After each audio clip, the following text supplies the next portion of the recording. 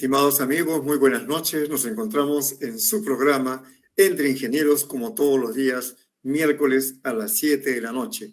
Un horario estelar para que todos ustedes tengan la deferencia de acompañarnos, emitir sus opiniones, poder, como consecuencia de la exposición de nuestros distinguidos invitados, alcanzar reflexiones que contribuyan a los saberes que tienen y a los que, lógicamente, van a acceder en este escenario magnífico que tiene como objetivo nuestro programa de difundir todo lo relativo a la ingeniería, a la innovación, al emprendimiento, a la investigación, a las artes y a las humanidades. Esta noche tenemos un programa muy especial con un tema actual, moderno, necesario para el desarrollo del país.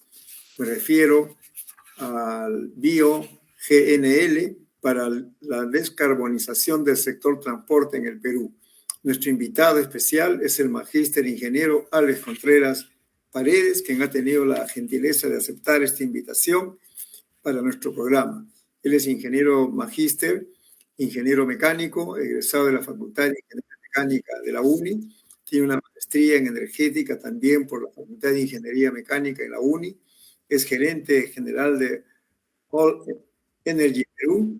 Obtuvo el primer puesto en el 9º Premio Nacional de la Innovación. Es representante también de HyCitech y además tiene un recorrido muy amplio en esta área de los motores de combustión interna y de este tipo de combustibles modernos. Ha dirigido proyectos integrales en la industria del gas natural, ha estado en la dirección del proyecto de generación de energía eléctrica con biogás, tiene la dirección de estudios y consultorías, tiene la representación comercial de la empresa italiana HyCitech para sistemas de limpieza de gases y plantas de producción de hidrógeno verde, representación comercial de la empresa holandesa Stirling Cryogenis, fabricante de equipos de licuefacción de gases como oxígeno medicinal, nitrógeno, gas natural, biometano e hidrógeno. Y así tiene una amplia experiencia que lo ha hecho un reconocido profesional en esta área y particularmente en esto del BioGNL que esta noche vamos a tratar. Buenas noches, Alex. Gracias por estar con nosotros en este programa. Buenas noches, ingeniero Antonio Arévalo. Para mí es un honor participar de este espacio y lo felicito por divulgar o invitar a especialistas que podamos compartir un poco nuestra experiencia, nuestro conocimiento y sobre todo motivar hacia los nuevos profesionales en estos nuevos campos de la ingeniería y donde además va a procurar la innovación, el emprendimiento tecnológico para los nuevos profesionales de la ingeniería. Muchas gracias, Alex. La primera pregunta es, cuando uno averigua, lee, escucha acerca del biogás natural licuado, que también lo conocen como biometano licuado, ¿de qué manera este recurso energético irrumpe en el escenario de nuestro país? Bien, los gases renovables se están presentando muy interesantes para la descarbonización de los sectores industriales y transporte. Y el Perú tiene ya una cadena de valor desarrollada en el gas natural, ¿no? Tenemos redes de distribución, es el único país en Sudamérica que tiene una gran planta de licuefacción de GNL, y esta cadena de valor puede propiciar el mercado para los biocombustibles como el biometano, el BioGNC y el BioGNL, ¿no? Desde mi experiencia y desde que fui alumno de nuestra prestigiosa Facultad de Ingeniería Mecánica, uno de los cursos más apasionantes que tenemos en la currícula es el curso de motores de combustión interna. que prácticamente convergen casi todas las especialidades, ¿no? Transferencia de calor, mecánica de fluidos, ciencia de los materiales, termodinámica, diseño de máquinas, ¿no? Creo que es el curso que congrega todas las especialidades, y allí es donde, incluso antes de estudiar ingeniería mecánica, yo había estudiado técnica automotriz, mecánica automotriz, y he complementado mucho gracias a los conocimientos impartidos por mis queridos profesores. Ingeniero, lo recordamos mucho en mi promoción a usted, en el curso de mecánica de fluidos. Y esos conocimientos, y también gracias a la oportunidad que tuve de desarrollar investigación en el Centro de Energías Renovables, con el Instituto de Motores, participé en un equipo multidisciplinario de ingenieros químicos, de ambientales, mecánicos, y teníamos la misión de hacer funcionar todo tipo de motor con biogás, ¿no? Un biogás que se producía en los biodigestores de la Facultad de Ingeniería Mecánica, por ahí por el laboratorio número 5. Y gracias a esa experiencia, a buscar cómo este biogás pueda servir para los vehículos, es que se han ido dando, hemos encontrado diversas tecnologías en el mundo que justo en Europa se están aplicando con mucho éxito, y la máxima expresión de estas tecnologías es el biogeniel. Entonces, aquí hay un concepto que también es meritorio destacar, que el biogás normalmente se produce de la degradación biológica de los residuos orgánicos, ¿no? Si tenemos, por decir, el estiércol de una crianza de cerdos o de caballos, o de ganado vacuno, esa materia orgánica, si la dejamos a la intemperie, se va a degradar en sus componentes fundamentales, y va a producir un metano que, si no hacemos nada, va a emerger a la atmósfera. Entonces, el mérito de los sistemas de biodigestión es atrapar ese biometano o ese biogás y combustionarlo. Solamente si hacemos eso, si lo atrapamos y combustionamos, ya estamos ayudando a la atmósfera a encontrar su equilibrio, ¿no? Porque si revisamos un poco los criterios del cambio climático, de las emisiones de gases de efecto invernadero, vamos a encontrar que el metano tiene 23 veces mayor intensidad de causar el efecto invernadero respecto al CO2. Entonces, solamente si atrapamos y lo combustionamos, ya estamos reduciéndole 23 veces su capacidad nociva de efecto invernadero. Y si a este biogás lo utilizamos, lo aprovechamos para generación de energía, sustituyendo o evitando consumir un combustible fósil como el diésel, el mérito es mucho mayor. Y justamente es que la sociedad se está dando cuenta que el biogás tiene una huella de carbono negativa, o sea, es incluso mejor que ser neutros, ¿no? Eso es justamente lo que nosotros estamos transmitiendo, que el Perú, teniendo una cadena de valor del gas natural desarrollada, digamos, medianamente, va a permitir propiciar que las actividades agroindustriales, donde hay residuos, ¿no?, agropecuarios, puedan procesar sus residuos, generar fertilizantes y generar estos biocombustibles que ayuden al proceso de descarbonización de nuestra economía. O sea que es una manera de poder contribuir a lo que hoy se denomina la economía circular. Exacto. Es un concepto muy potente de economía circular, ¿no? Que además de valorizar nuestros residuos orgánicos, vamos a aportar en la mitigación de los gases de efecto invernadero.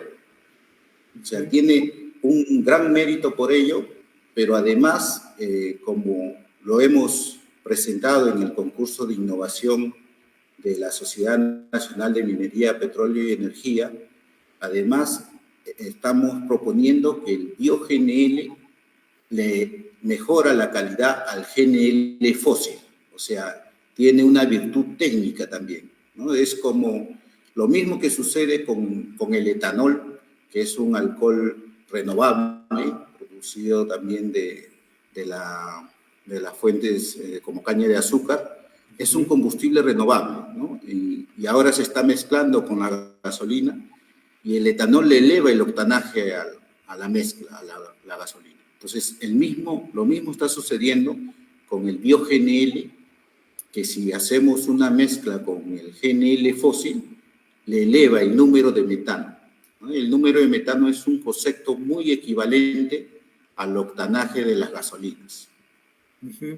En una exposición que he podido observar de tu parte, creo que ese número va de 80, ¿no? Sí. Para los camiones. Por decir, nosotros como empresa de innovación, de propuestas en este campo de los combustibles limpios, de los gases renovables, estuvimos muy atentos a un proyecto minero, en este caso es la mina Mar Cobre, ¿no? Ubicada en Marcona, que ha adquirido 25 camiones Caterpillar, ¿no? De 400 toneladas, estas tolvas gigantes. Esta tecnología Caterpillar ha desarrollado su propio sistema Dynamic Blending, que es un sistema dual fuel, que puede estos motores sustituir hasta un 80% del consumo de diésel por gas natural. Pero dentro de las especificaciones exigen que el número de metano del GNL a suministrar sea superior a 80. Entonces, el número de metano, como le había mencionado, es un concepto equivalente a las gasolinas, ¿no? Al octanaje de las gasolinas. Por ejemplo, si nosotros adquirimos un auto nuevo, por decir semideportivo, de alta relación de compresión, si no utilizamos la gasolina del octanaje adecuado, va a provocar detonación en la combustión, malogrando el motor. Eso por decir, si la especificación del fabricante me indica que debo usar gasolina de 95 y uso en vez de 95, uso 84, entonces voy a provocar eso. Eso sucede en los motores de gasolina y también sucede en los motores diésel que deseen usar sistemas dual fuel. Entonces, Caterpillar ha desarrollado su tecnología, pero exige que el número de metano sea superior a 80. Si nosotros analizamos la cromatografía del gas natural de las redes de Lima e Ica, el número de metano es 78, o sea, muy cerca a 80, pero inferior a 80. Y el GNL de Melchorita también tiene 78, pero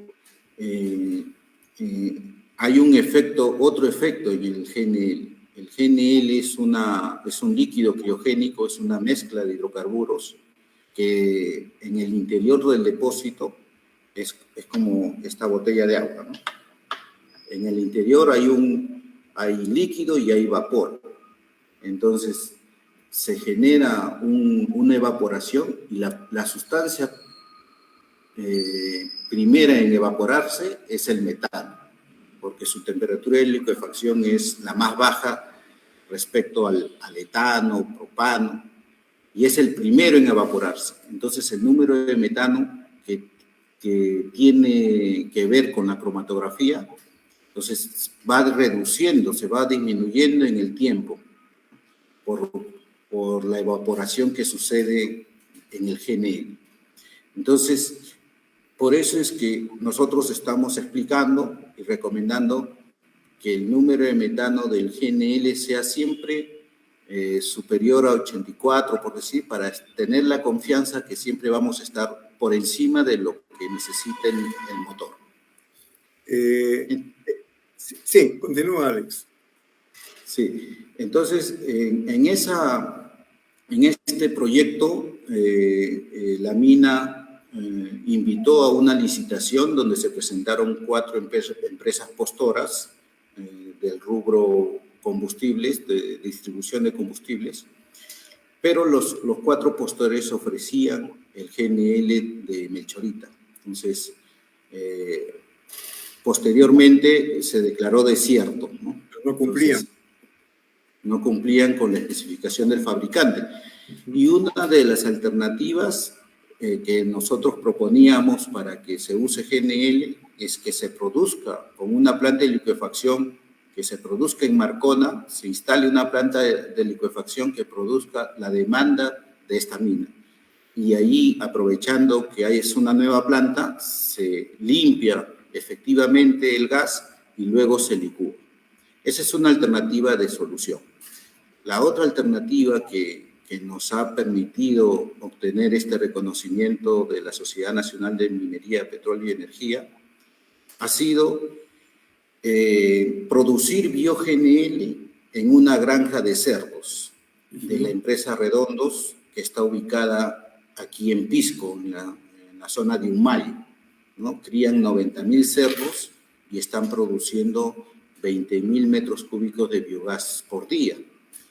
Si nosotros hacemos la limpieza del biogás, que generalmente está constituido por 60% de CO2, perdón, 60% de metano y 40% de CO2, si hacemos esa separación, ahora las tecnologías permiten llegar a limpiar y separar cada componente y llevarlo a concentraciones cercanas al 100%.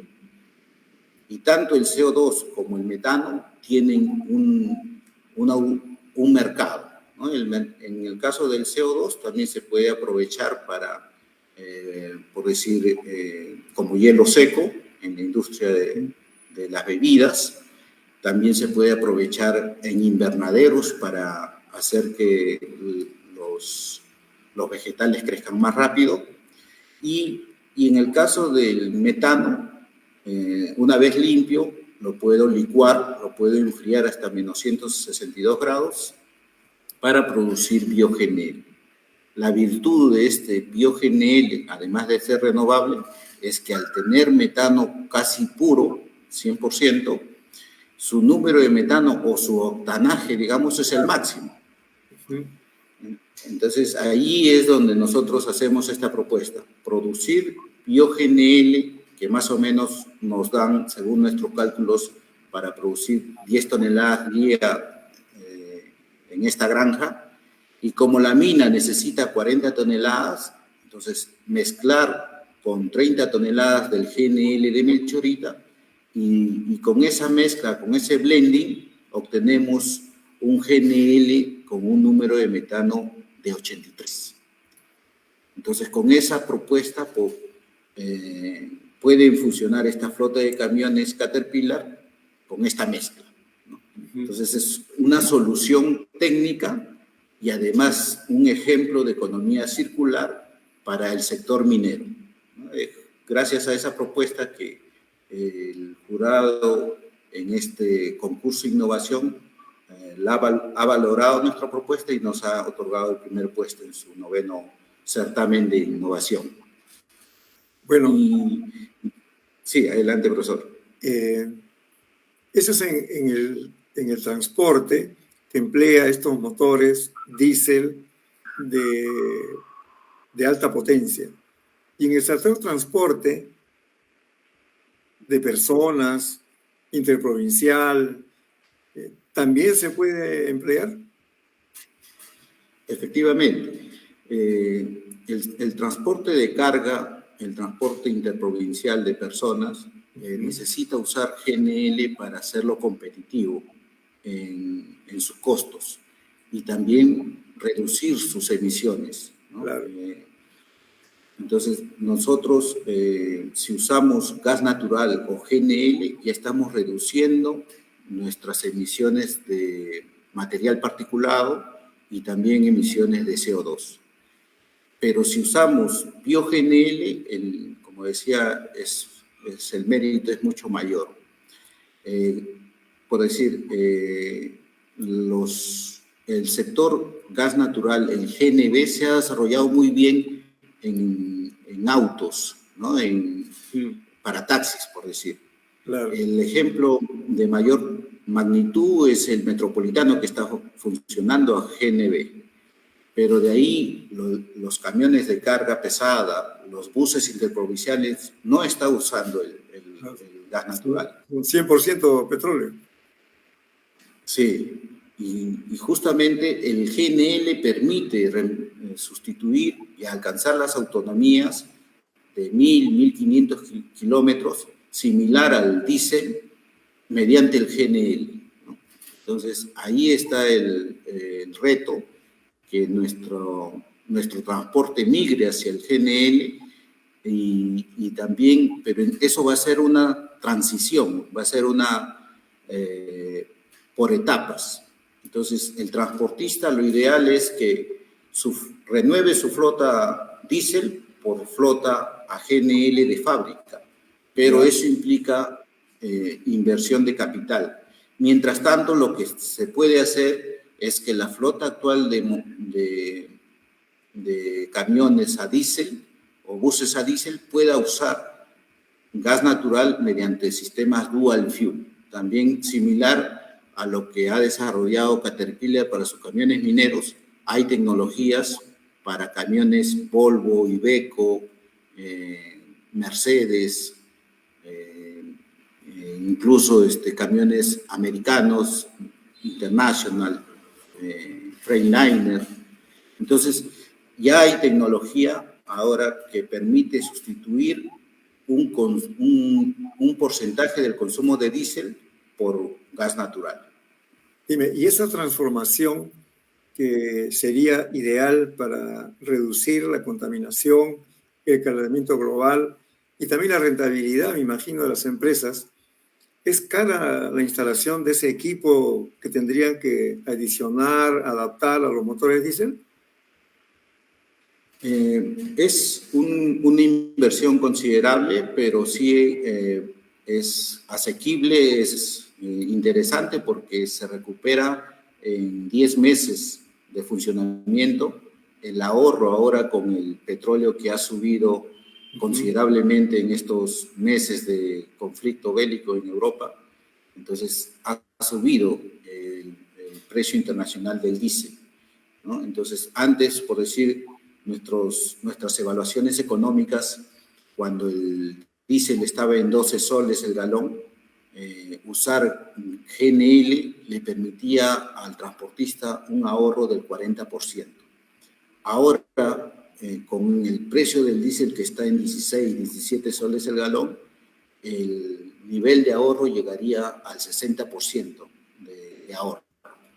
Y eso es si es que fueran motores dedicados 100% a gas.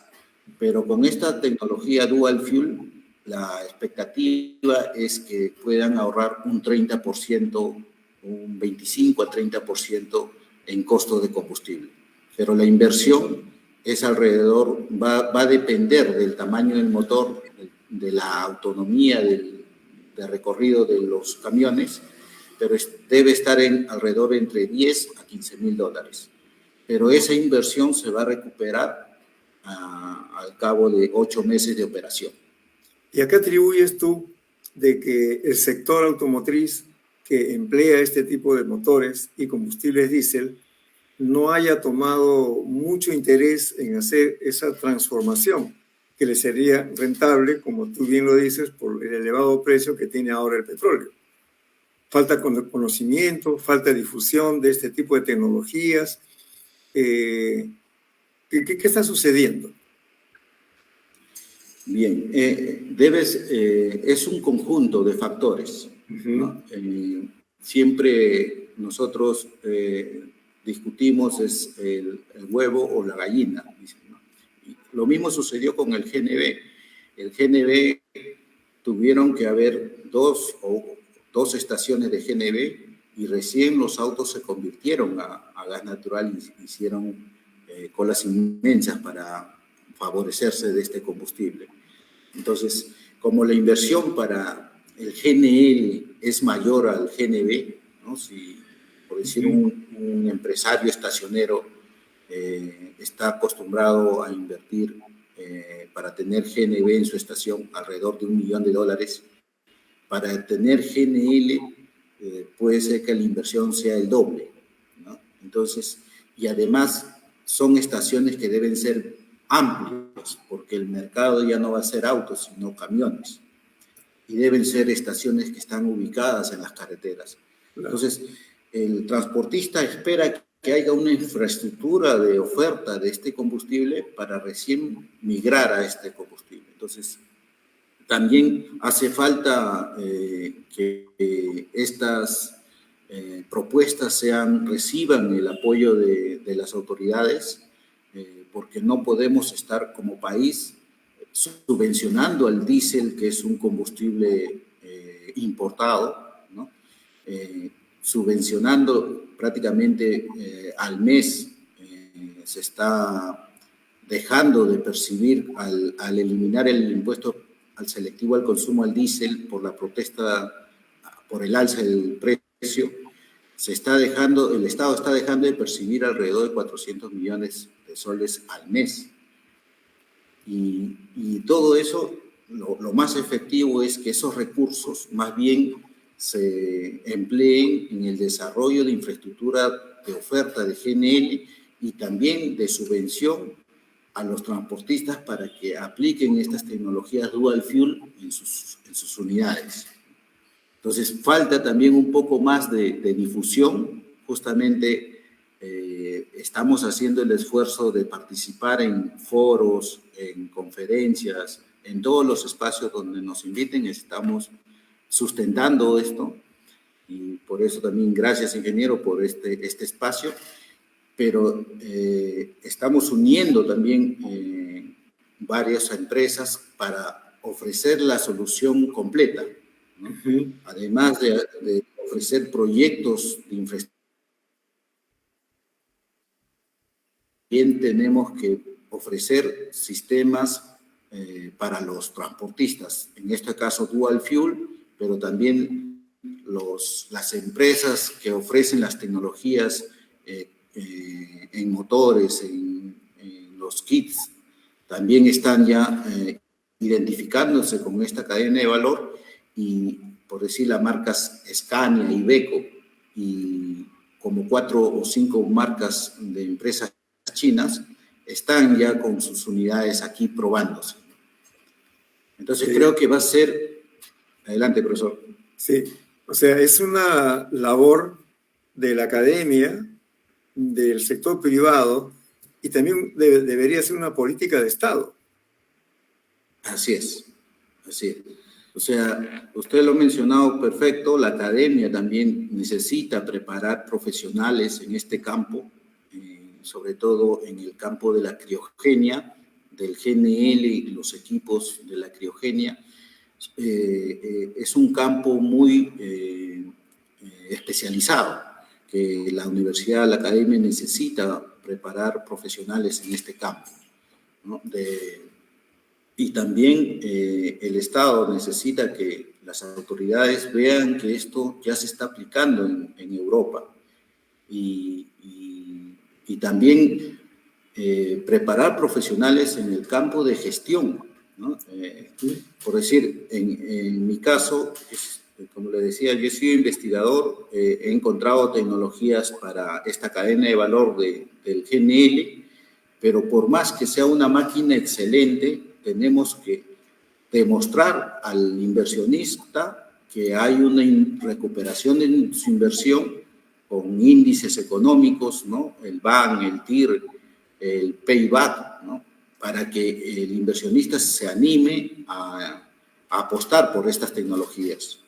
Entonces, ese complemento técnico de la ingeniería, que es excelente en la UNI, tenemos que a los alumnos, darle criterios de economía, de finanzas, para que su idea de emprendimiento encuentre inversiones.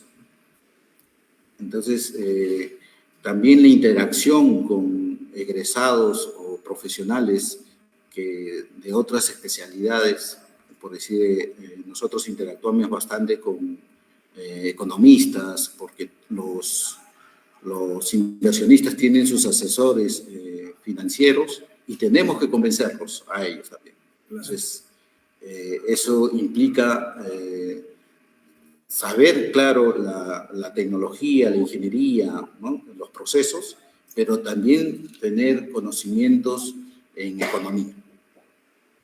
Dime, ahora que tú mencionas todo este tema del empleo del biometano licuado, la población, la ciudadanía, desconoce estos temas y quizás por desconocimiento no tienen esa sensibilidad, ni siquiera los transportistas, de saber que tienen una alternativa para poder resolver un problema que los agobia día a día. Y sería un escenario magnífico para que ellos también puedan innovar sus formas de inversión, sus formas de trabajo y brindar un mejor servicio a la población que se queja del transporte. Así es. ¿No? Justamente por eso es que valoro y lo felicito, ingeniero, en este espacio de difusión de propuestas, ¿no?, desde la ingeniería. Hay muchas soluciones, por decir también el tema de los fertilizantes también es otro tema, otro campo interesante donde el gas natural puede aportar en esta solución.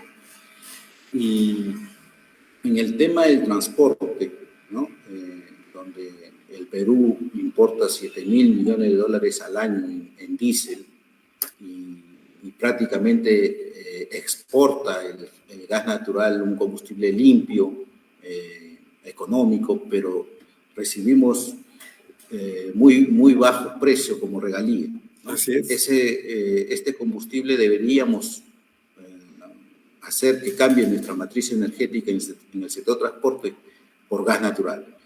Eso va a permitir, el gas natural es el combustible por excelencia en la transición energética, ¿no? Cuando tengamos una cadena de valor plena, desarrollada en el gas natural con redes de distribución, van a servir, estas redes van a recibir cuando se genere el hidrógeno verde, ¿no?, para que el hidrógeno se inyecte en las redes también de gas natural. Y son muy amigables. Nosotros estuvimos presentes en una planta piloto donde se genera hidrógeno verde con la energía eólica de un bosque eólico, de un valle donde el viento es muy fuerte. Se genera energía eléctrica, pero en los instantes donde la producción excede a la demanda de la ciudad, en esos instantes se aprovecha esa energía para producir hidrógeno mediante electrólisis de agua. Entonces tenemos el hidrógeno, pero en otro proceso en paralelo se absorbe CO2 del aire, ¿no? El aire, cada vez su concentración de CO2 está aumentando por el efecto de las emisiones. Ahorita estamos en el orden de 400 partes por millón de CO2 en el aire. Entonces, en esta planta piloto, así como obtenemos el hidrógeno, en otro proceso en paralelo se absorbe el CO2 del aire y ambas moléculas reaccionan en un proceso catalítico y se produce un metano sintético. Ese metano sintético se licúa y se produce un bio-GNL sintético que también se une a la cadena de valor del GNL. O sea, vemos cómo se conectan el hidrógeno verde con el metano o con el gas natural, ¿no? Entonces, y así también el hidrógeno verde que se puede producir de la electrólisis del agua, también la podemos obtener del biogás, porque el biogás, al tener metano, un 60%, el metano es un átomo de carbono y 4 de hidrógeno. Si obtenemos hidrógeno del metano del biogás, es un hidrógeno verde, incluso con huella de carbono negativa. ¿no? Y puede utilizarse en los vehículos a hidrógeno. Entonces, todas estas posibilidades, ¿no? Son un campo nuevo para los ingenieros mecánicos, ingenieros químicos, ingenieros de medio ambiente, inclusive los ingenieros petroquímicos de nuestra Facultad de Ingeniería Petroquímica están muy atentos a la evolución de estos temas, ¿no? Claro, porque cada vez la sociedad va a evolucionar al uso de estos combustibles. Y justamente ante esta crisis generada por el problema de Rusia con Ucrania, ha habido un tema con los fertilizantes. Entonces se hablaba y se dice por qué el gas natural, por qué se quema cuando se podría reforzar, promover la industria petroquímica que pueda generar fertilizantes, toda vez que, por ejemplo, había antiguamente la planta Fertiza, que desapareció. Entonces también ahí tenemos un reto para darle otro uso también al gas natural. Y y con esta tecnología que tú nos manifiestas, entonces hay muchos escenarios, muchas aplicaciones que aún estarían por descubrirse y que podrían resolver el problema energético, el problema climático, el problema de la transformación digital e involucrar a mayor cantidad de personas, como tú muy bien lo manifiestas, de diferentes disciplinas. Eso es la labor que tú vienes haciendo en todos los foros y seminarios donde se te invita. Por eso es que esta noche es un privilegio tenerte, Alex, porque nos ilustras con estos temas y las personas que van a ver este programa o lo están viendo ahora sienten la reflexión, la inquietud de informarse más para poder promover desde su lugar el empleo, la investigación o simplemente la curiosidad por el conocimiento, ¿no? Ese es un poco el tema. ¿Cómo ves ese aspecto? Sí. Por ejemplo, se podría hacer una labor en los colegios para que desde allí la juventud vaya dándole una mirada especial a este tipo, a este nicho, porque es al final es una diversificación de negocio, ¿no? Este empleo. Así es. Los campos de los profesionales debemos tener criterios en temas incluso de gestión, ¿no? Por decir, el tema de los bonos de carbono, el tema de la eficiencia energética, ¿no? Por decir, si la humanidad está preocupada por el cambio climático, por mitigar los gases de efecto invernadero, si hacemos algo, o sea, Perú no es directamente responsable por este cambio climático, ¿no? El Perú no es un país industrializado, pero sin embargo, el Perú es un país megadiverso, pero también a su vez muy sensible a estos efectos nocivos del cambio climático, ¿no? Nos afectan nuestra flora, nuestra fauna, incluso el tema de la pandemia, los brotes virales que los científicos están proyectando que van a ser periódicos, cada 5 años es probable que aparezca un nuevo brote viral, ¿no? Y nosotros somos país vulnerable. ¿Por qué? Porque el calentamiento global, por ejemplo, ¿no?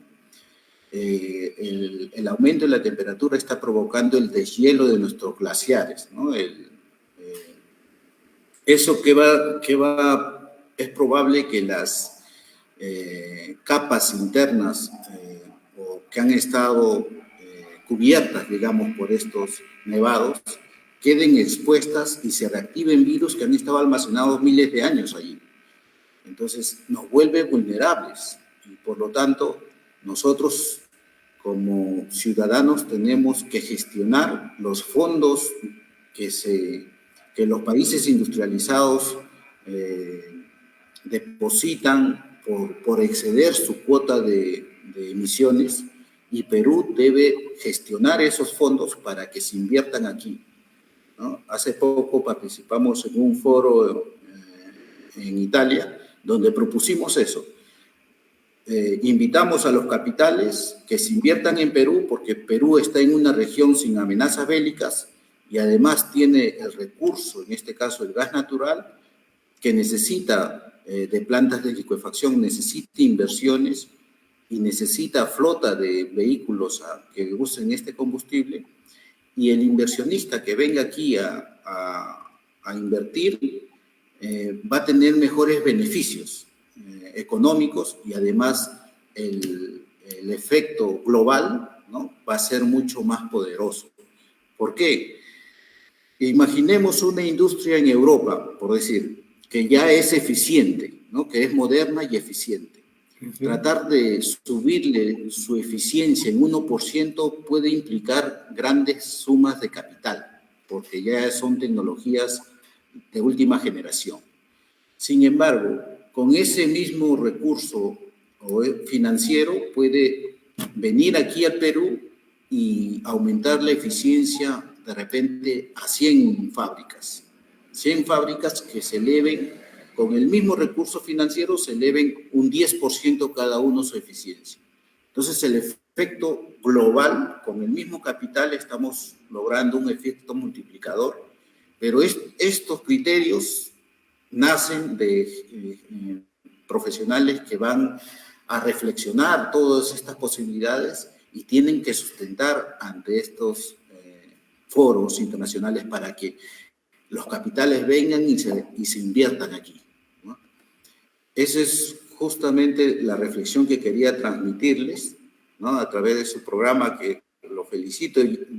Deberían tener más espacios como esto, la academia, ¿no? Debería tener un espacio de señal abierta, al menos media hora semanal, donde se transmita estas inquietudes, propuestas hacia los niños que abracen esta apasionante carrera de la ingeniería. Claro, la ingeniería es creatividad, la ingeniería es innovación, la ingeniería es atemporal. Todo el desarrollo de la humanidad está centrado en la ingeniería, básicamente. Entonces, un país como el nuestro requiere mayores ingenieros con las competencias, no solamente profesionales, sino también con las competencias personales, con esa palabra que encierra lo que es la profesión, ¿no?, la ética, la solidaridad, la honestidad, una visión hacia la comunidad, en esa pertinencia que debe tener la universidad con la sociedad. Entonces, cuando hablamos de este tema del biometano licuado, genera muchas reflexiones, porque tiene muchas aristas, muchas todavía por descubrir y por explotar. Pero ¿quiénes están divulgando esto? ¿Dónde? Entonces, ese es el tema. Por eso te felicito, Alex, porque tú estás batallando permanentemente, llevando a diferentes escenarios académicos. Estuviste en el último Foro Internacional de Energía también, organizado por el capítulo de Ingenieros Mecánicos y Mecánicos Eléctricos del Consejo Departamental de Lima, el Colegio de Ingenieros. Entonces, en muchos escenarios se te ve, pero se requiere pues mayor difusión, como tú dices, mayores profesionales involucrados en este tema para que puedan hacer una labor no de errantes, sino de peregrinos, llevando una buena nueva en diferentes espacios y lugares de nuestro país, para que la gente tome conciencia, las autoridades también le den una mirada y se preocupen y digan, esto es importante. ¿Cómo no va a ser importante? Es súper importante, pero esa importancia a veces se queda plasmado en un documento que no llega a la sociedad. Por eso, seguramente en el CIME, que ahora tiene su programa de Innovando con el CIME, serás nuestro invitado para seguir difundiendo este tema del biometano. Alex, ¿de qué manera estimas tú que va a haber una especie de encuentro entre tendencias. Esta tendencia generada por el empleo del biometano licuado y la tendencia del empleo de vehículos eléctricos. Muy bien, excelente pregunta, profesor. Y yo lo veo complementario, incluso que va a ayudar a la electromovilidad el uso del gas natural. Porque el gas natural tiene hidrógeno. El metano es 4 átomos de hidrógeno y mediante un proceso de reformado, ¿no? Que ya es un proceso desarrollado, conocido por los ingenieros químicos, obtenemos hidrógeno. Puede ser un hidrógeno azul si es que capturamos el CO2 de la reacción y evitamos que emerja hacia la atmósfera. Pero ya es un hidrógeno que va a generar la electromovilidad de los autos a hidrógeno, ¿no? Pero si empleamos el biogás, que también es metano, y obtenemos el hidrógeno, es un hidrógeno verde que estamos haciendo economía circular. Y ya hay tecnologías que llevan a este hidrógeno a la pureza que necesita el auto a hidrógeno, con celda de hidrógeno. Entonces, hay una conexión perfecta, ¿no? Por eso siempre, como predicador, ¿no? El desarrollo de la cadena de valor del gas natural va a permitir el desarrollo del hidrógeno verde y, por ende, la electromovilidad. Cuando yo empecé de investigador en el tema del biogás, yo dije, qué bueno, qué interesante, ¿no? Tenemos un combustible de la basura, de los desechos orgánicos, un combustible que yo le otorgué básicamente por el lado económico, un combustible gratis que me va a permitir ahorrar en comprar gasolina o petróleo, ¿no? Pero eso era una visión corta.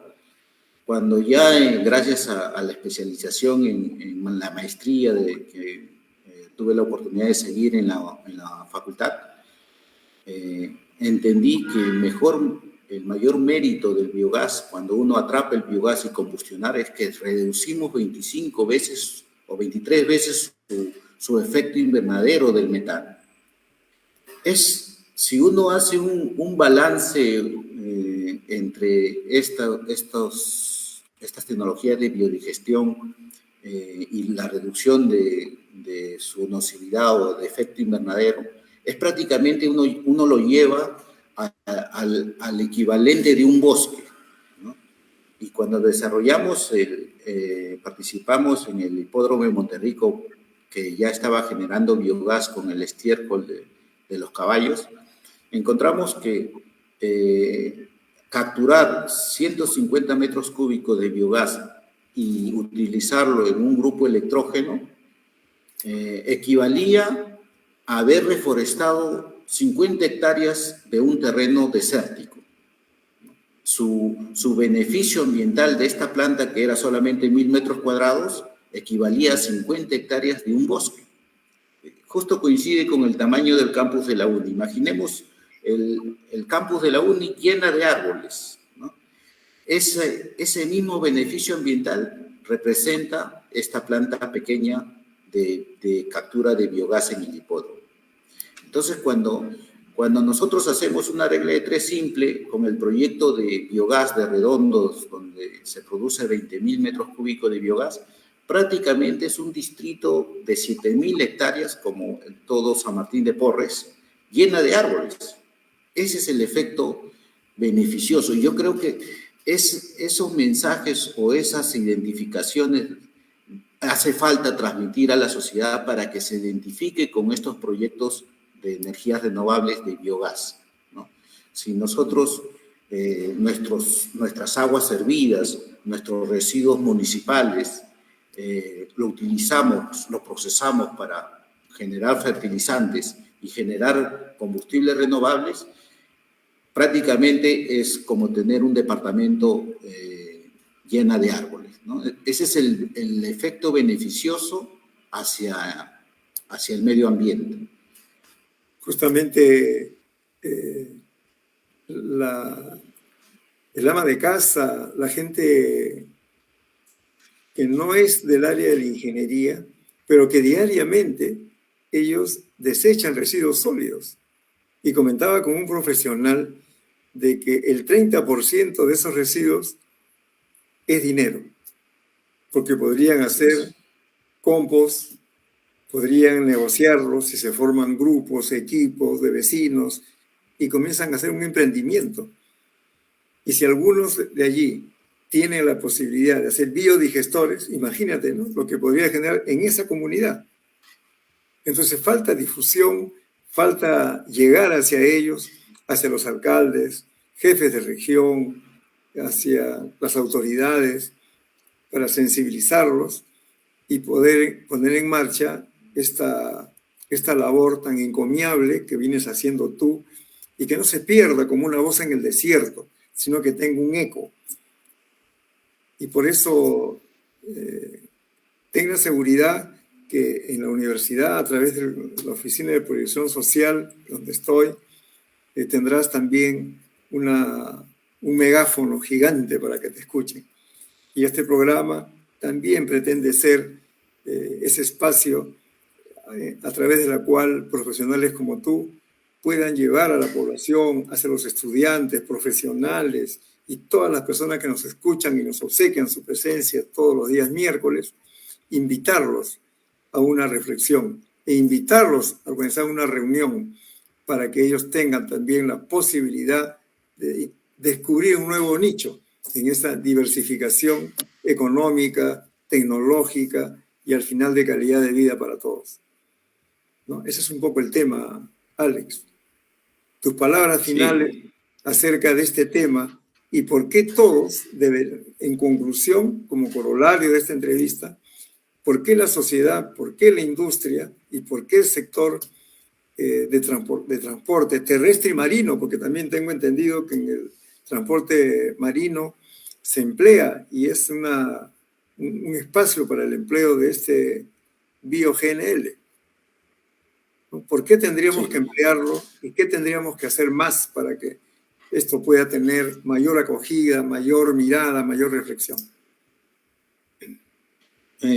La academia cumple un rol y yo pienso que justo estuve participando la semana pasada en la Universidad Agraria La Molina, que ellos se han especializado en el tratamiento de residuos orgánicos y además de conferencias, hacen ferias y como brindé una exposición allí, en la feria me encontré con un destacado egresado también de nuestra facultad, ¿Sí? el ingeniero Máximo San Román.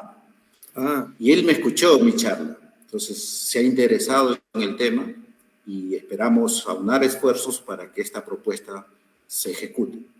Lo interesante que cuando uno participa en estos foros, en estas charlas, en el mes de mayo compartimos escenario con las empresas líderes de la comercialización de combustibles y fue una ventana que se interesó una empresa que está desarrollando la cadena de valor del gas natural por nuestra propuesta. Esta es una empresa subsidiaria que la matriz está en Chile y allí es donde nos comentan que en Chile también están haciendo un desarrollo similar. Entonces, quieren replicar ese desarrollo que están avanzando en Chile aquí en Perú.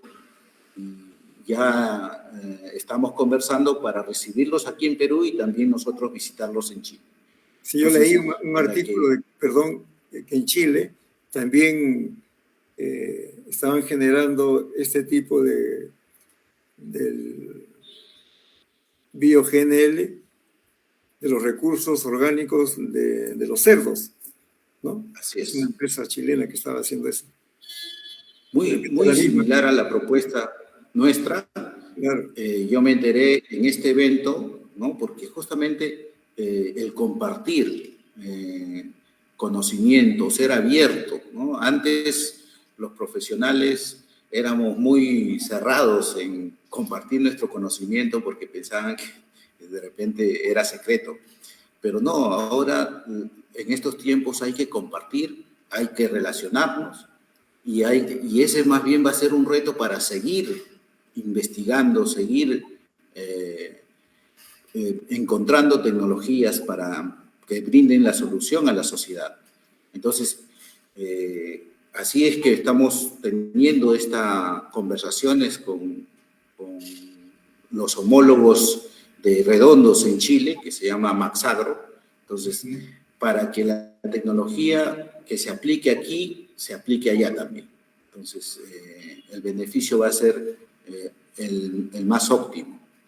Pero lo importante es que estos mensajes lleguen a los que toman decisión, ¿no? A los funcionarios o a las autoridades, que ya hay la solución confiable, que hay la solución madura, tecnologías maduras para estas tecnologías, para este producto del BioGNL que se puede utilizar en los camiones mineros, en las embarcaciones pesqueras y en el transporte de carga, y también a futuro para la producción de hidrógeno verde. Bueno, Alex, los programas en vivo siempre nos acogen y el tiempo pasa muy rápidamente. Y si pasa rápidamente es porque ha sido un excelente programa. Tus palabras finales, Alex, en esta noche tan especial en que hemos tenido acceso a este conocimiento del biometano licuado como una tecnología nueva, innovadora, transversal y necesaria para el desarrollo de nuestro país. Muchas gracias, ingeniero. Yo estoy agradecido con esta invitación y a través suyo un saludo y un agradecimiento a mis profesores, que los quiero mucho, los recuerdo siempre y si algo estamos haciendo es gracias a las enseñanzas recibidas en las aulas de la Universidad Nacional de Ingeniería. Espero pronto compartir con ustedes, abrazarlos y difundir estas propuestas. Muchas gracias. No, Alex, nosotros yo tengo que decirte gracias, porque en tu ajustada agenda has tenido la deferencia de hacer un espacio para este programa. Y te cuento además que a nivel de la universidad, este es un programa que ya vamos a llegar a la entrevista número 100. No ha habido miércoles que no hemos salido con diferentes profesionales, médicos, abogados, historiadores, artistas plásticos, ingenieros mecatrónicos, navales, ambientales, y creo de que contribuimos de una manera singular y especial a que el conocimiento y los saberes, como tú muy bien lo has manifestado, se puedan compartir. Justamente un profesional tiene esas bondades. Un profesional de éxito tiene la capacidad de compartir, de escuchar, de aconsejar, de guiar, y eso lo convierte en un líder. Y tú eres un líder en este tipo de investigaciones, de desarrollo y de proyectos que contribuyen no solamente al desarrollo económico, sino a algo mucho más trascendente para la humanidad, que es el tema del cambio climático, ¿no? En Europa, por ejemplo, para el 2050 ya ellos quieren tener todo neutralizado, ¿no? Equilibrado. Han tomado decisiones para que a partir de 2030 no circule ningún auto de motor de combustión interna. Entonces, ahí se ve la preocupación de esas organizaciones, de esos gobiernos. Y también nosotros tenemos que replicar aquí para que el Estado tome acciones efectivas, oportunas y pertinentes para que la universidad la academia también cambie su malla curricular e incluyan este tipo de combustibles, porque eso va a despertar la investigación. La universidad tiene como función generar conocimiento, y el conocimiento es esto, que tú nos has manifestado de una manera tan didáctica, tan pedagógica y tan sintética. Bueno, acá tenemos saludos de Jean-Pierre Reto, del doctor Fernando Carrillo y de Alberto Orellano, que nos están acompañando esta noche. Muchas gracias a ustedes y a todas aquellas personas que nos están enviando sus mensajes por el chat. Y nuevamente reiterarte mi gratitud por tu presencia esta noche, Alex. Han pasado el tiempo y qué bonito y qué orgullo sentimos nosotros los docentes cuando vemos que los discípulos superan a los maestros, como dice el viejo Acción. Muy buenas noches, Alex. Nuevamente te reitero mi felicitación por lo que vas logrando, por lo que vas contribuyendo al desarrollo del país en el área que tú muy bien dominas. Y a ustedes, amigos, los invito para que el próximo miércoles nos acompañen en este su programa, Entre Ingenieros, a las 7 de la noche. Muchas gracias, Alex, y a todos ustedes, amigos, que nos acompañan semana a semana, y los comprometo nuevamente a que nos sigan acompañando para que le den realce a este programa creado para todos y cada uno de ustedes. Muchas gracias, buenas noches. Buenas noches.